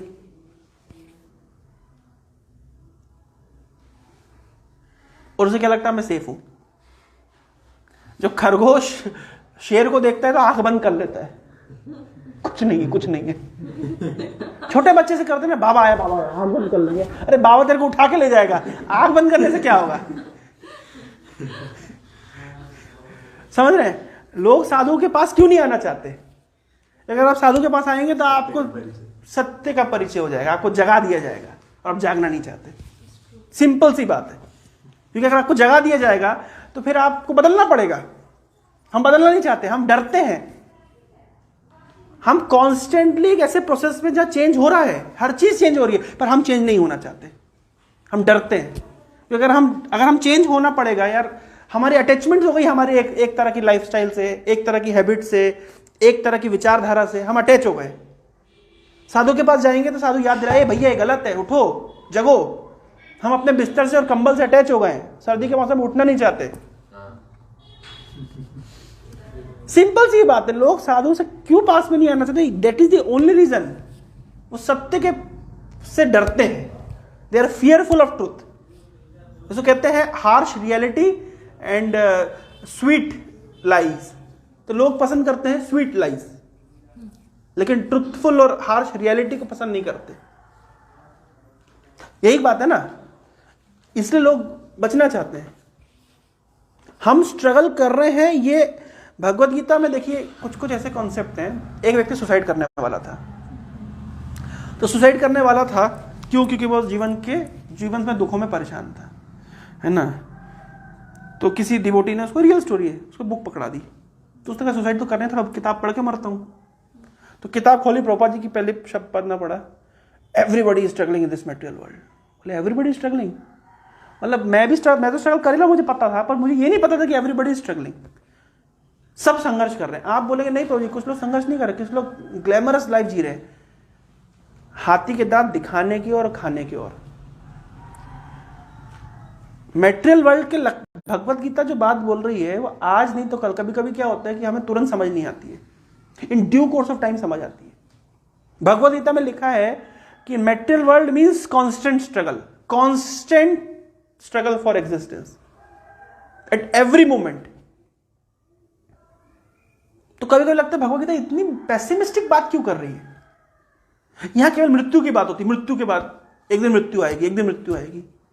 अरे भाई, तो मृत्यु आएगी तो क्या करें, जीना छोड़ दें क्या? ये क्यों इतना पेसिमिस्टिक बात हो रही है? यहां पे लिखा है एवरीबडी इज सफरिंग। कहां सफरिंग कर रहा है? I am enjoying. गीता कह रही है I am you are suffering. कैसे समझ आएगा ये? डाइजेस्ट करना कभी कभी मुश्किल होता है। ये जो एवरीवन इज स्ट्रगलिंग, ये भी थोड़ा डाइजेस्ट करने में मुश्किल होता है, लेकिन रियलिटी तो यही है। गीता भगवान के झूठ बोलेंगे, भगवान को क्या मिलेगा हमसे झूठ बोल करके? अब वाई पीपल आर स्ट्रगलिंग, उसके डायनामिक्स हम समझ रहे हैं। जैसे मान लीजिए आप पढ़ाई करना नहीं पसंद करते, तो आपके लिए पिताजी एक ट्यूशन टीचर को एंगेज कर देते हैं। पिताजी खुद पिटाई नहीं करेंगे आपकी, तो ट्यूशन टीचर को पूरी लिबर्टी देंगे कि इसको पिटाई करो, जो भी हो, आंख कान नाक छोड़ के जहां मारना है वहां मारो, है ना, बस इसका अच्छे मार्क्स आने चाहिए, पढ़ना चाहिए, है ना। तो पिताजी क्या करते हैं, डायरेक्टली हमको नहीं मारते हैं, वो एक एजेंसी रखते हैं बीच में, ट्यूशन टीचर रूपी एजेंसी। और उनका काम होता है, उनका मारना पर्पस नहीं है, पर्पस क्या है, पढ़ाना। लेकिन नहीं पढ़ोगे तो पिटोगे। उसी प्रकार से भगवान कृष्ण हमारे परम पिता है, और उन्होंने दुर्गा देवी नामक एक ट्यूशन टीचर को रखा है। दुर्गा देवी इस जगत की मेटेरियल की अधिष्ठात्री है। She is the owner of this world. शास्त्र के सिद्धांत में आपको बता रहा हूं, दुर्गा कौन है? शक्ति। शक्ति का काम, शक्ति कौन शक्ति है? ये क्या करती है? ये नहीं, ये तो धर्म का भी विनाश कर देंगे। मैं बता रहा हूं कैसे। हमारे तथाकथित धर्म अधर्म का कैसे विनाश करती है आप समझिए। दुर्गा कौन है? दुर्गा है ट्यूशन टीचर, दुर्गा है जेलर। दुर्ग शब्द का अर्थ होता है जेल, किला। किला मतलब जिसकी दीवारें बहुत ऊंची ऊंची है और इतने इजीली निकल नहीं सकते आप। दुर्ग कहते हैं इसको, दुर्ग। और दुर्ग की जो अधिष्ठात्री है, जो मेन है, वो है दुर्गा। और उनके कितने हाथ हैं? 10 हाथ है। 10 क्यों जानते हैं? 10 हाथ क्यों है? 10 दिशाएं हैं। दिशा कितनी होती है टोटल? 10 दिशाएं होती है। जैसे north, south, east, west, 4 corners, up and down. कितना हो गया? 10 दिशाएं। वो 10 दिशाओं में दुर्गा जी के 10 हाथ से प्रोटेक्टेड, निकल नहीं सकते बाहर। क्योंकि ट्यूशन टीचर और पावरफुल ट्यूशन टीचर को हमारे पिताजी ने एंगेज किया है। और इतना बड़ा दुर्ग बना हुआ है, इतना बड़ा किला बना, आप निकल नहीं सकते। और दुर्गा जी का काम क्या है? दुर्गा जी के हाथ में क्या होता है? त्रिशूल। त्रिशूल, शूल मतलब शूल, शूल, 3 शूल है। त्रिशूल मतलब देखा ना, त्रिशूल 3 उसमें पॉइंट्स हैं। इसका भी अर्थ होता है इस संसार में जीव 3 प्रकार के कष्ट झेलता है। त्रिताप उसको कहते हैं, त्रिताप। त्रिताप मतलब एक होता है आदि दैविक। दैविक आपदाएं आती है, सुनामी आ गई, साइक्लोन आ गया, भूकंप आ गया, अर्थक्वेक मतलब सूखा पड़ गया, फ्लड आ रही है, बिजली गिर गई, होता है, कभी भी हो जाता है। लोग गए थे केदारनाथ पे तीर्थ यात्रा करने के लिए, पहाड़ टूट गए। हाँ हाँ, उत्तराखंड में बाढ़ आ गई, बादल फट गया, हजारों लोग डूब गए। इसको कौन सा ताप कहते हैं? आदि दैविक। तो त्रिशूल का एक शूल ये है। दूसरा है आदि भौतिक। आदि भौतिक मतलब जो दूसरे जीवों से हमको कष्ट मिलता है। टेररिस्ट अटैक हो गया, मच्छर काट रहा है, कष्ट नहीं है? बैठे बैठे मच्छर काट रहा है। कोरोना वायरस आकर के घुस गया अंदर, दूसरे जीव से हमको कष्ट मिल रहा है। कुत्ता काट लिया, टीचर ने असाइनमेंट भारी वाला दे दिया, वो भी तो कष्ट ही है ना, दूसरे जीव से हमको मिला। लिखते रहो लिखते रहो। आदि भौतिक। और तीसरा है आदि आत्मिक। अपने शरीर से और अपने मन से कांस्टेंट कष्ट मिलता रहता है।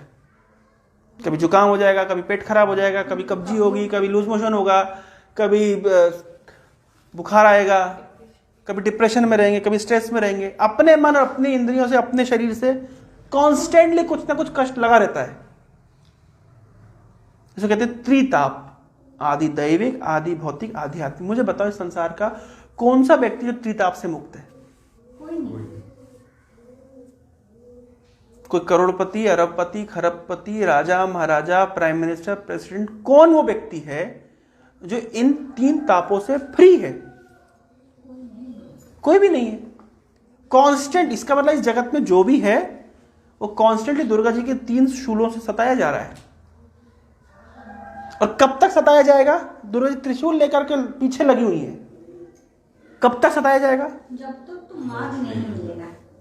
हैं? जब तक मार्ग नहीं मिलेगा। नहीं, मार्ग कौन सा मार्ग? कौन सी रिस्पॉन्सिबिलिटी? नहीं, जब तक उनको नहीं पहचाना। हाँ, कौन सा मार्ग, कौन सी रिस्पॉन्सिबिलिटी जो भूल गए? भगवान का आनंद देना चाहिए। जब तुम कृष्ण को भूल करके इस जगत में आए हो, जहाँ से आए हो उन्हीं को तो तुम कृष्ण की अपनी रिस्पॉन्सिबिलिटी जब तक नहीं निभाओगे तब तक माया देवी मारती रहेंगी। तो जो लोग साधु बन गए हैं तो उनको तो वो नहीं होता है, मतलब वो नहीं होता है। मैं आ रहा हूं उस पॉइंट पे। पहले पॉइंट समझ रहा है कि भाई वो हम क्लैरिटी से है। वो मार्ग मतलब जब तक हम कृष्ण को भूले हुए रहेंगे तब तक माया देवी हमको पिटाई करती रहेंगी। ये तो बात क्लियर है, इसमें तो कोई दो राय नहीं है। माया भूली, इस शास्त्र में लिखा गया है, कृष्ण भूली जीव भोग वांछा करे, पाचित्य माया झापटिया धरे। कृष्ण को भूल करके जीव संसार में भोग करने की इच्छा करता है और माया उसको पकड़ करके फिर त्रिताप देती है। अब कोई बोलेगा कि देखिए, अब कुछ लोग ऐसे होते हैं नालायक किस्म के, वो कहते हैं है ना, हमें संसार से लड़ना चाहिए, life is a struggle, life is a fight, let us fight. ये मोटिवेशनल स्पीकर इस तरह बोल बोल के पैसा कमाते हैं, है ना। डरना नहीं चाहिए, हारना नहीं चाहिए, वी शुड फाइट, एक दिन आएगा सफल होंगे। किसका वो दिन आया जो सफल हो गया है और संसार के ताप से वो मुक्त हो गया है और माया देवी मार अब नहीं खा रहा है? बताइए, एक दिन सफल होंगे वो लोग कहते हैं। आप इतिहास में, वर्तमान में नाम बताइए ऐसे व्यक्ति का जो मुक्त हो गया है? कोई तो नहीं हुआ है। कोई व्यक्ति बोलेगा कि नहीं नहीं सफल हो गए, तो अरे तुम कैरियर में सफल हो गए, सफल बोलते हो, त्रिताप से मुक्त हुए क्या? तुम डॉक्टर बन गए, तुम इंजीनियर बन गए, तुम इन्फ्लुएंसर बन गए, तुम प्राइम मिनिस्टर बन गए, तुम प्रेसिडेंट बन गए, प्रेसिडेंट बन गया कोई गोली मार गया, ताप मुक्त हो गए आप।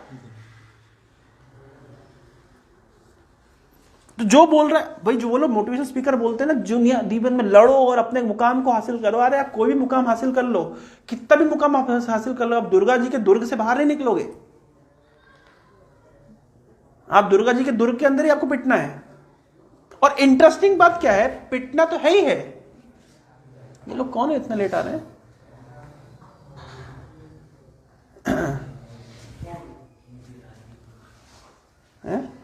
हमारे बच्चे। अच्छा, इतना लेट क्यों? प्रसाद के नहीं पे आना इसलिए है? हैं? क्या? आंटी मैं ब्लैंकेट से निकल गई है, मैं बहुत स्ट्रगल करती हूँ। तो एनीवे, हरे कृष्णा। आप लोग को टाइम नहीं पता क्लास का? हैं? सो रहे थे क्या?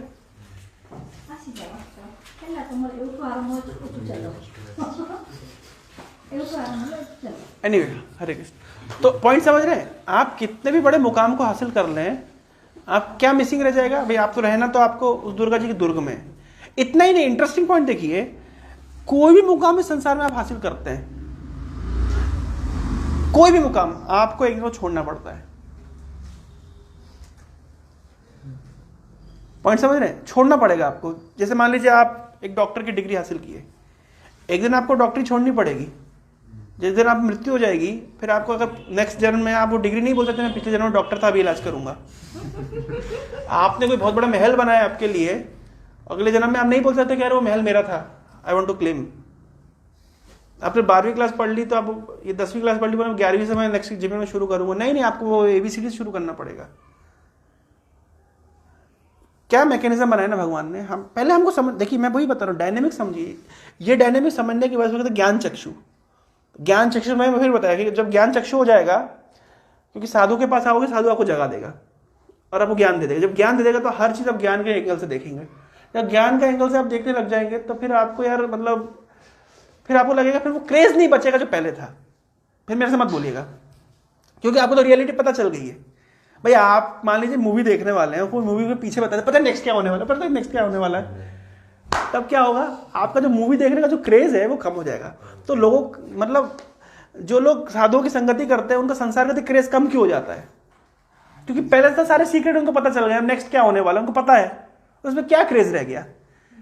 मतलब एक्साइटमेंट उनके लिए हो रहता है जो लोग जानते नहीं है, लेकिन जो जानते हैं तो उनके लिए एक्साइटमेंट नहीं रहता, उनके लिए चीजें नॉर्मल है। जो लोग नहीं जो जानते नहीं है, जैसे मान लीजिए जो सामान्य बुद्धि का व्यक्ति जिसको आध्यात्मिक कोई ज्ञान नहीं है, कोरोना आ गया, पता है इतने लोग मर रहे। 2 साल कोरोना में केवल उनने यूट्यूब देख देख के अपना दिमाग खराब किया, न्यूज देख देख कर, कोरोना यहाँ इतने मर गए, वहां इतने मर गए, पता है ऐसा हो रहा है। उसको फील हो रहा है मेरा ऑक्सीजन कम हो रहा है, मेरी सांस फूल रही है। मैंने किसी के स्टेटस में देखा था, बोले जब से मैंने न्यूज देखना बंद किया है तो सांसें भी ठीक चल रही है और फेफड़े भी टकाटक है। फैक्ट है कि नहीं है? क्यों? पॉइंट समझिए कि व्यक्ति ने, क्योंकि व्यक्ति के लिए कोरोना एक बहुत बड़ा कुछ एफर्ट ये हो गया, रिसेशन आ रहा है, फिर वो न्यूज देख देख करके ब्रेकिंग न्यूज, वो इतनी थर्ड क्लास वस्तु को, इतनी एक नॉमिनल चीजों को ऐसा क्रेज कर करके दिखाते हैं। अज्ञानी व्यक्ति उसको देख देख के घबराते, मतलब एक्साइटेड होता है, पागल होता है, घबराता है। कोई व्यक्ति मूवी देख के रो रहा है आंखों में, मूवी मान लीजिए विलन की पिटाई हो रही, मतलब हीरो की पिटाई हो रही है और कुछ हो रहा है और वो व्यक्ति रो रहा है, जो व्यक्ति वो क्यों रो रहा है, मतलब उसको इमोशन आ रहे हैं, मतलब क्या है, वो तो भाई चलचित्र है ना, उसमें रियलिटी नहीं है। रियलिटी को देख के he is moved by reality, he is moved by illusion. इसी तरीके से संसार में कोई भी प्रॉब्लम से मूव्ड हो जाते हैं, इसका अर्थ क्या है, हमें रियलिटी का बोध नहीं है। गर्लफ्रेंड छोड़ के चली गई, अब पीने ही लगे और कुछ काम ही नहीं करने के लिए, कोई फाइनेंशियल क्राइसिस आ गया तो हम बस बिल्कुल उदास हो गए हैं, ये किसी प्रकार के हमारे एक्सपेक्टेशन के अगेंस्ट में चीजें होती है। वी आर टोटली, हर समय हम we are moved by this problem. क्यों? क्योंकि हमें सत्य का बोध नहीं है, हम ये चलचित्र को बहुत सत्य समझने लगे। तब जब हमें आध्यात्मिक ज्ञान होता है तो हमें बोध होने लगता है ये तो this is how it acts, ये ऐसे ही होता है, इसमें कौन सी बड़ी बात है, ये तो परमानेंट है ही नहीं यहाँ पे कुछ। तो आप एक लेवल ऊपर उठ गए ना भाई। जैसे आप नीचे खड़े हुए हैं, आपको एक विजन मिलेगा, आप टॉवर पे चढ़ जाइए, आपका ब्रॉडर विजन हो जाएगा। आध्यात्मिक ज्ञान भी उसी प्रकार का होता है कि आपको टॉवर पे चढ़ गए तो आपका विजन अब इतना ब्रॉड हो गया कि ये छोटी मोटी चीजें आपको असर नहीं करती है। किसने क्या बोल दिया, किसने क्या कर दिया, क्या कॉन्स्पिरेसी हो गई, क्या पॉलिटिक्स में चल रहा है, क्या, इतना आपको इफेक्ट नहीं करता है। क्यों नहीं इफेक्ट करता है? कितना कोरोना फैल रहा है, क्या हो रहा है, अरे कोरोना फैले, अर्थक्वेक आए, सुनामी आए, भूकंप, आपको पता ही, this is the nature of this world. त्रिताप में से एक ही तो है, और वी आर बाय डिफॉल्ट हमको त्रिताप, क्योंकि हम त्रिताप को हमको झेलना ही है। क्यों झेलना है? क्योंकि we are not surrendered to the lord. तो समाधान क्या है? Surrender to the lord. देवई ऐसा गुणमयी मम माया दुरत्या मामे व्यो प्रपद्यन्ते माया एताम तरंती थे। भगवान गीता में बोल तो दिया है, देवई ऐसा गुणमयी मम माया दुरत्या, मेरी माया को पार करना बहुत कठिन है। माया देवी के हाथ में त्रिशूल है, उससे बचना बहुत कठिन है, सब पिटेंगे, सब कटेंगे। लेकिन मामे व्यो प्रपद्यन्ते, जो मेरी शरण लेते हैं, माया एताम तरंती थे, वो सरलता से उसको पार कर जाते हैं। जो त्रिशूल है माया देवी का, ये जो है, मान लीजिए कि थोड़ा सा इसको सीन को इमेजिन करिए, एक बहुत बड़े शेर के ऊपर दुर्गा जी बैठी हुई हैं, उनके हाथ में त्रिशूल है। तुम छोटे जो जजंतरम आमंत्रम में आते हैं ना, छोटे से बिद्दू से हैं, क्या था, लिलीपुट, तुम छोटे से लिलीपुट और तुम्हारे हाथ में छोटी सी तलवार, तुम संसार से लड़ रहे हो। जो बोलते हैं ना मोटिवेशन स्पीच, हमें संसार से लड़ना है, हमें लाइफ में कुछ करना है, स्ट्रगल करो, जीतो। ये संसार से लड़ना है, लाइफ में स्ट्रगल करना है, जानते हैं स्ट्रगल किससे कर रहे हैं हम वो लिलीपुट है जिसके हाथ में छोटी सी तलवार है, और दुर्गा देवी है, शेर के ऊपर बैठी हुई है, और उनके हाथ में त्रिशूल है, और वो ऐसे त्रिशूल एक तुमको लगा के ऐसे पीछे लगा रही है, और तुम छोटी सी तलवार लेकर संसार से लड़ रहा हूँ, संसार से लड़ रहा हूँ, लाइफ में कुछ करना है? अब इमेजिन करिए, कहाँ वो दुर्गा देवी इतनी बड़े शेर के ऊपर बैठी हुई है, और कहाँ तुम्हारी छोटी सी तलवार, तुम लाइफ में कुछ कर रहा हूँ, स्ट्रगल कर रहा हूँ, क्या स्ट्रगल कर रहा हूँ, जीतूंगा एक दिन, कुछ करके दिखाऊंगा। अरे तुम लड़ किससे रहे हो? तो क्या प्रभु जी हम पैसिमिस्ट कुछ नहीं करें? अरे तुम समझो तो वो तुमको मार क्यों रही है? वो इसलिए मार रहे कि तुम उधर ना लड़ो, उल्टा घूमो, दौड़ करके जाकर कृष्ण को पकड़ लो। वो तो चलो सही दिशा में चला गया, चलो पास, एक व्यक्ति पार हो गया, सिंपल। दुर्गा देवी जो कष्ट दे रही है, जो संसार कष्ट हम भोग रहे हैं, केवल इसलिए हमको दिए जा रहे हैं क्योंकि हम परमपिता परमेश्वर से दूर आ गए हैं, हम कृष्ण से दूर हो गए हैं, हम अपनी रिस्पॉन्सिबिलिटी उनके प्रति भूल गए हैं। इसलिए और जितना हम ज्यादा अधिक संसार से लड़ने का प्रयास करेंगे, उतना अधिक संसार हमें ज्यादा कष्ट देगा, ज्यादा उतना दुर्गा देवी आपको पिटाई करेंगे। अब आप जितना ज्यादा उनके अगेंस्ट में रिबेलिएशन करेंगे, उतना अधिक आपको पिटना पड़ेगा, कटना पड़ेगा। जो कुछ लोग होते हैं जो कोई नॉमिनल सिंपल जीवन जीते हैं, तो सिंपल जीवन जीते, सिंपल मर जाते हैं, अपना जीवन सुखी नहीं जीते हैं। जो ज्यादा रेबेलियस होते हैं, जिंदाबाद मुर्दाबाद, ये कर देंगे वो कर देंगे, वो ज्यादा पिटते हैं, उनको ज्यादा कष्ट का अनुभव करना पड़ता है, आंतरिक बाहरी। क्यों? तो बोले कष्ट नहीं करे, रिवोल्यूशन नहीं करे। अरे रिवोल्यूशन सही डायरेक्शन में करिए। बोले मैं बहुत मेहनत करूंगा, सुबह से लेकर रात तक दीवार को धक्का दूंगा, मैंने work done zero, displacement is zero, कुछ नहीं आप हिला पाए। अरे आप दीवार को हिला पाए क्या? नहीं ना, वर्क डन इज जीरो। है परिश्रम किया आपने, कूली का जीरो है। अब फिजिक्स 12वीं क्लास में हो क्या? इसलिए ऐसी बात कर रहे हो। पॉइंट समझिए। तो हम जिस लाइफ पे जो कुछ भी अचीवमेंट्स हमारे हैं, जो भी तथाकथित हमारे गोल हैं, at the end they are going to become big zero until unless we surrender to Krishna. क्षेमम ना विंदंती बिना जद अर्पणम। जब तक भगवान को हमारे गोल एंड अचीवमेंट्स का फल अर्पित नहीं करते, जब तक अपने आप को अर्पित नहीं करते, जब तक डायनेमिक्स हम नहीं समझते, अल्टीमेटली तो सारा अचीवमेंट जीरो ही है ना। आप आज कह रहे कि I want to make my lifestyle, मेरे को एक अच्छी लाइफस्टाइल जीनी, एक अच्छा कैरियर चाहिए, पर सारे एक दिन वो खत्म हो जाएगा। फिर आपको शुरू से शुरू करना पड़ेगा। पुनरूपी जननम पुनरूपी मरणम पुनरूपी जननी जठरे शयनम। Life after life after life after life, struggles will continue, and within this life also struggle will continue.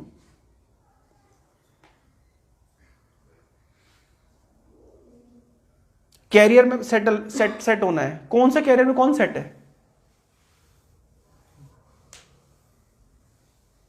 किसने जीत लिया है? क्यों नहीं जीत पाए? The reason is simple, because we are misdirected. हमें गलत गोल की जानकारी है, हमें नहीं पता है कि हम आए कहां से और हमें जाना कहां है। We are part and parcel of Krishna, we are his servant, our sole duty was to serve him by all our efforts and all our energy. The moment we forgot him, we are entered by Maya, we are entered by Durga Devi in her cage, in her prison house, and she is giving us pain just because she wants to make us responsible. She wants to realize us that we have some responsibility, duty toward our Supreme Father Krishna. And the moment we realize that, we are back there again. जैसे ही हम वो realize करते हैं, all struggles are finished. कितना difficult है इस concept को समझना।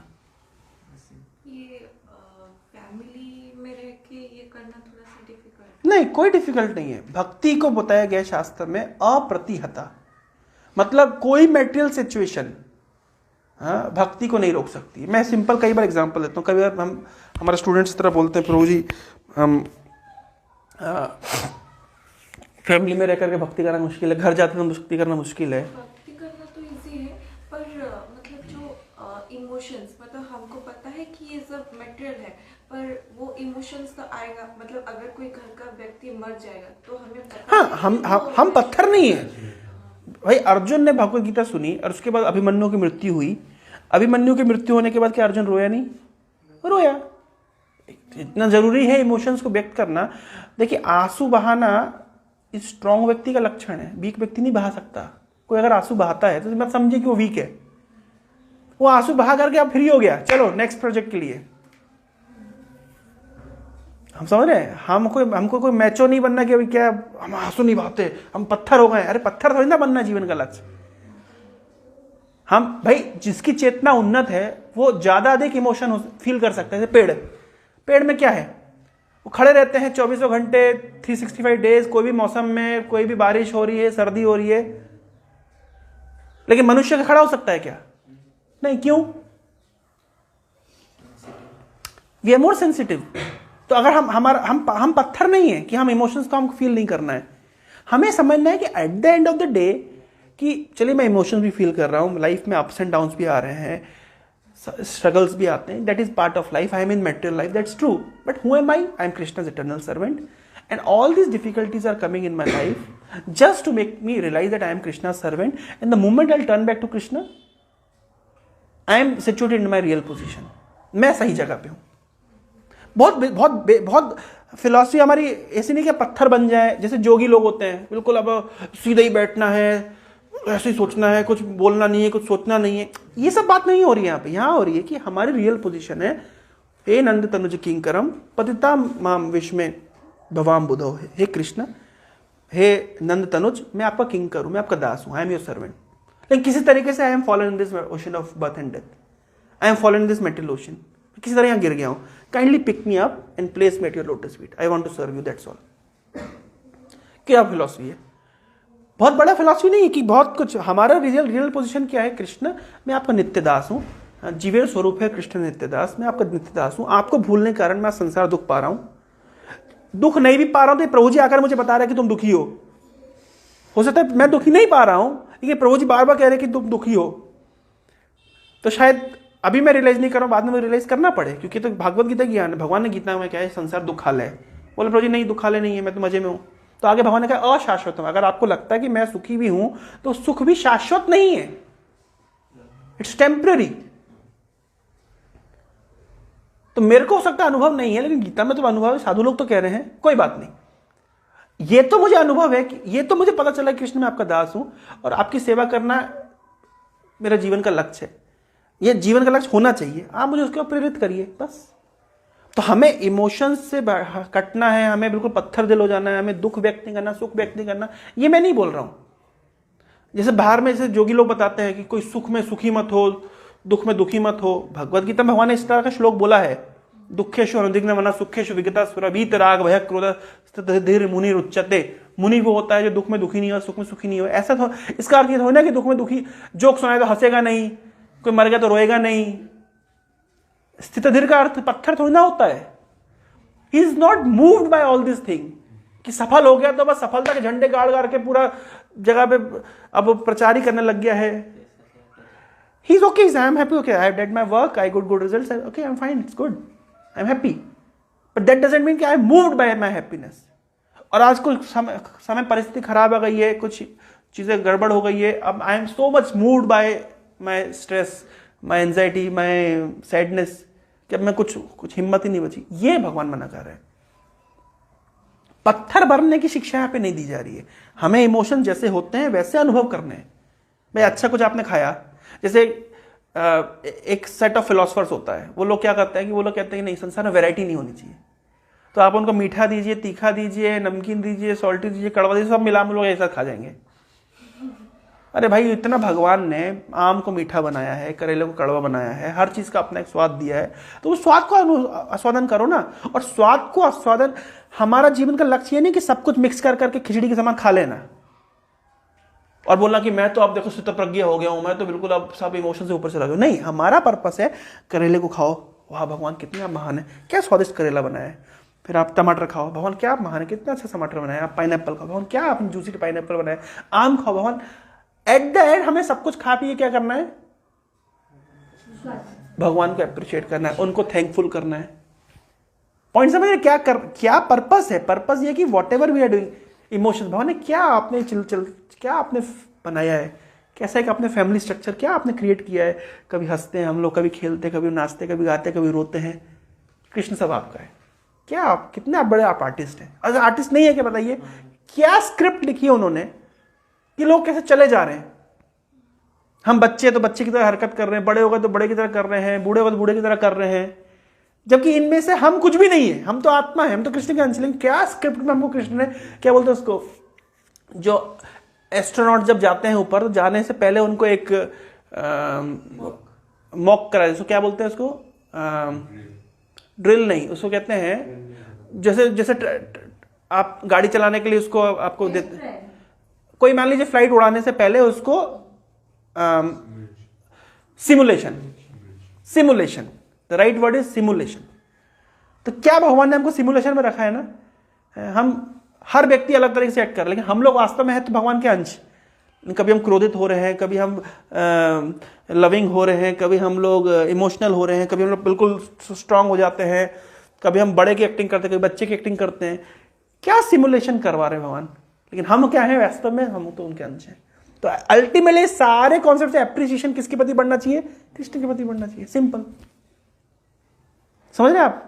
तो हमें इमोशनल, नॉन इमोशनल नहीं होना है। हमें we must have emotions, but at the end after all we need to appreciate Krishna, कि इसके पीछे जो मास्टर माइंड है वो तो कृष्ण है। और मेरी जो अल्टीमेटली अथॉरिटी है, मुझे अल्टीमेटली रिपोर्ट करना है, उनको करना है। Ultimately my service is for him, ultimately my relationship is with him, as simple as this. ठीक है। और किसी का उन्हें कोई जिज्ञासा? मतलब जब तक हम कृष्णा के सामने खुद को सरेंडर कर देंगे, जिंदगी में दुख है, पीड़ा है, उनसे हमें फर्क नहीं पड़ेगा, क्योंकि अंत में तो हमें कृष्ण जब हम सरेंडर कर देंगे तो दुख में फिर आनंद लगेगा। समझ रहे हैं। कृष्ण के साथ सरेंडर का एक मजा ये है कि दुख सुख से हम ऊपर उठ करके उस स्तर पे होते हैं जहां पे हमारा गोल एंड प्रायोरिटी केवल कृष्ण रह जाते हैं। और वो इतना आनंद, वही लाइफ इतना आनंद देती है कि हर चीज हम बहुत, जो भी चीज हम कृष्ण से डोवटेल करके करते हैं ना, उसका एक अलग मजा होता है। मैं पढ़ाई कर रहा हूँ just because it is my service to Krishna. मैं कुकिंग कर रहा हूँ, I offer it to Krishna. It's मैं विवाह कर रहा हूँ, मैं संतान उत्पन्न कर रहा हूँ, मैं जॉब कर रहा हूँ, मैं बिजनेस कर रहा हूँ, एट द एंड मेरे माइंड में है कृष्ण।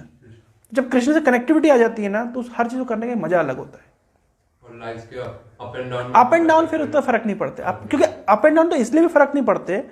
देखिए बहुत सारे योगी होते हैं या बहुत सारे ज्ञानी होते हैं जिनको भी अप एंड डाउन फर्क नहीं पड़ता। क्यों नहीं पड़ता जानते हैं? इनको ये सब डायनेमिक्स पता है। लेकिन कृष्ण के साथ जो कॉन्जाइन करके डोवटेल होकर जो आनंद है, उसका उनका आनंद नहीं पता है। तो हमें है ये संसार के अप एंड डाउन से ऊपर उठना है, ये तो करना ही है, लेकिन साथ साथ कृष्ण के साथ डोवटेल होना है, उनके साथ जुड़ना है। उनके साथ हमारा संबंध जब सॉलिड होता है तो हर चीज का एक अलग मजा होता है। हर स्ट्रगल का अपना एक मजा होता है। आप स्ट्रगल भी कर रहे हैं तो आप बोलेंगे यार स्ट्रगल, भगवान क्या आप लीला है आपकी, ऐसे जगह मुझे डाल दिया है, ऐसी चीजें चल रही है लाइफ में। हर चीज में आप किसको अप्रिशिएट कर पाएंगे? शेर भी आपके सामने आकर के आपको खाने का, कृष्ण, तो क्या बात है। मतलब देखिए अभी मतलब आप इस शेर को भेजा मेरे को खाने के लिए, अल्टीमेटली वो शेर को देख के भी उसको स्मरण कृष्ण का आ रहा है। वो जो रिलेशमेंट है, जैसे मान लीजिए जब आप नया नया प्यार होता है तो क्या होता है, आप साइकिल भी आपके साफ करेंगे ना तो आपकी गर्लफ्रेंड का स्मरण आएगा, बड़े प्रेम से आप हर चीज आपको, मतलब क्या है, एक नेचुरल ये होता है ना, एक अलग है। क्यों भाई, होता है कि नहीं होता है? एक नेचुरल चीज है। प्रेम एक ऐसी चीज है कि जो आपको हर छोटी चीज में भी सुख देगी। कुत्ता भौंका वहां से समर्थन में, सही बात है। तो प्रेम तो होना ही चाहिए, लेकिन प्रेम का रियल ऑब्जेक्ट क्या है ना? जैसे हमारे आशीष भैया, रियल ऑब्जेक्ट क्या होना चाहिए प्रेम का? जिससे प्रेम करो वो हमेशा रहे, है कि नहीं? यही है ना प्रेम का अर्थ। क्या है अल्टीमेटली? तो यही होना चाहिए। उसकी खुशी में अपनी खुशी। उस प्रेम का अर्थ है उसकी खुशी में अपनी खुशी। लेकिन प्रेम दुख तब देता है ना जब जिससे प्रेम किया वो चले जाए। लेकिन कृष्ण से प्रेम करो कहीं नहीं जाएंगे, वो तो सदैव आपके हृदय में विद्यमान है, हमेशा है। तो वो प्रेम वास्तविक प्रेम है, हाँ परमानेंट है भाई, कोई रिस्क नहीं है यहाँ पे। बाकी सारे प्रेम में रिस्क है, तो है ना। इसलिए एक किसी की टी शर्ट में लिखा हुआ था, है ना, love to all heart for none. क्या है? Love to all heart for none, heart is for Krishna. देखिए भूतकाल में इतने बड़े बड़े राजा महाराजा हुए हैं, साधु संत हुए हैं, पहले भी सबसे प्रेम करते हैं। ऐसा नहीं कि किसी से उनका द्वेष भावना है, लेकिन दिल उनने कहीं और दिया है। लव ट्रायंगल है कुल मिलाकर के, ये है ना, ये लव ट्रायंगल है। इस लव हमें लव ट्रायंगल में होना चाहिए, है ना। एक जगह आप रहिए, एक जगह कोई और रहे, लेकिन कृष्ण रहना चाहिए। कितना क्लियर, ये लव ट्रायंगल इज अप्रिशिएटेड।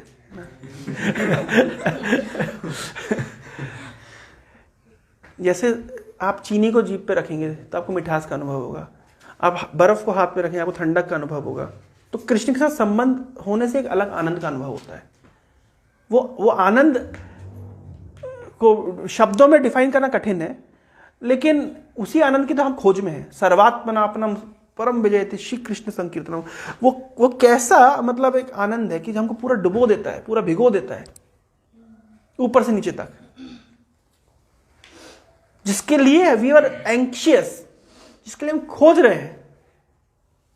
हम वास्तव में उस आनंद को खोज रहे हैं, उस प्रेम को खोज रहे हैं।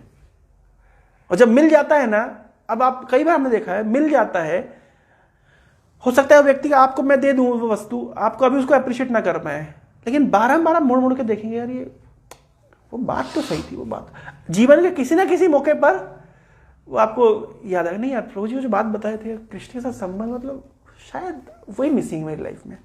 खाना बहुत अच्छा बना है, बढ़िया पनीर की सब्जी है, पकोड़े हैं, राइस है, दाल है, एटसेट्रा एटसेट्रा, सब कुछ अच्छा है, नमक नहीं है।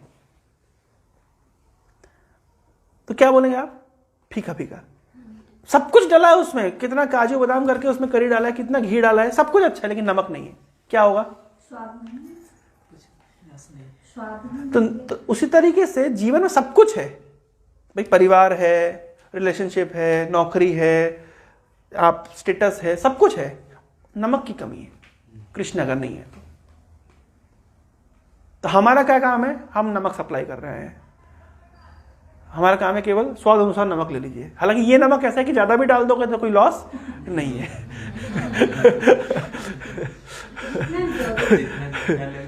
जितना ज्यादा डालोगे उतना टेस्ट बढ़ जाएगा, ये ऐसा नमक है बस। और this is the only thing. तो अब वो कनेक्शन कैसे स्थापित किया जाए? केवल 2 चीज, ये नियमित रूप से कृष्ण के विषय में सुनना चाहिए, ये जानना चाहिए, ज्ञान को लेना चाहिए, और ताकि हमारा हृदय शुद्ध हो, हम इस पेनिट्रेट करें ज्ञान हमारे हृदय में, उसके लिए भगवान का नाम का जप करना चाहिए। सिंपल सी बात है। ये जो हम जप करते हैं ये कोई सेंटिमेंट नहीं है। इतना जो ज्ञान, हम ये जो बात हम चर्चा करी, ये चर्चा को, जैसे आपने बहुत सारा भोजन कर लिया है ना, तो भोजन, ज्यादा भोजन करना जरूरी नहीं है। ज्यादा भोजन एनर्जी नहीं देता है, वो भोजन एनर्जी देता है जो जो डाइजेस्ट हुआ है, जो एब्जॉर्ब हुआ है। तो बहुत घंटे घंटे क्लास सुनने से कुछ नहीं होगा। ये जो माला जब हम जप करते हैं ना, भगवान का नाम जप करते हैं, तो ये ज्ञान धीरे धीरे एब्जॉर्ब होता है, अंदर घुसता है, पेनिट्रेट करता है। हमारा जो क्या कहते हैं, जो थिक स्कल से वो पेनिट्रेट करेगा अंदर। नहीं तो क्या होता है, लोग तो बहुत कथा सुनते हैं लेकिन फिर भी उनको जीवन में परिवर्तन क्यों नहीं आता? क्योंकि वो एब्जॉर्ब नहीं होता। जैसे मान लीजिए उल्टा घड़ा है, उसके ऊपर आप पानी डाल दो तो सब बह जाएगा, है ना। चिकना घड़ा कहते हैं ना उसको, जब डाल दिया सब बह गया। तो हम सुनते तो बहुत कुछ है, अंतर क्यों नहीं आता? कि बहुत कुछ एब्जॉर्ब नहीं हुआ।